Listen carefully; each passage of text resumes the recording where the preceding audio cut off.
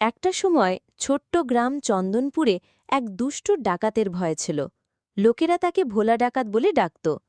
ভোলা ডাকাত আসলে খুব চালাক, কিন্তু ভয়ঙ্কর নয়। সে দিনের বেলা লুকিয়ে থাকত আর রাতে গ্রামে ঢুকে নানা রকম দুষ্টুমি করত। কখনো কারো বাড়ির আম গাছ থেকে সব পাকা আম চুরি করত, কখনো হাটের দোকান থেকে লাড্ডু নিয়ে পালাত। গ্রামের মানুষ প্রথমে খুব ভয় পেত, কারণ তারা ভাবত ভোলা ডাকাত হয়তো টাকা পয়সা বা গরু ছাগল নিয়ে যাবে।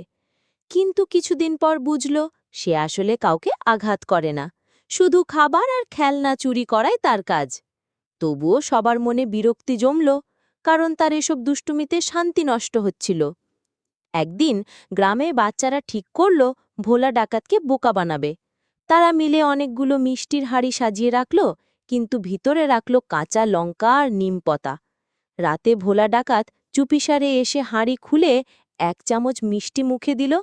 মুহূর্তের মধ্যে তার চোখে পানি, মুখে আগুন। লঙ্কার ঝালে সে লাফাতে লাফাতে পালালো।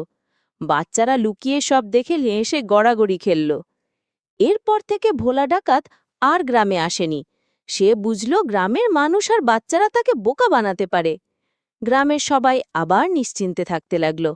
তবে মাঝে মাঝে রাতে হাওয়ায় কারো হেসে ওঠা শোনা যায়। কেউ বলে সেটাই ভোলা ডাকাত দূর থেকে গ্রামের দুষ্টু বাচ্চাদের দুষ্টুমি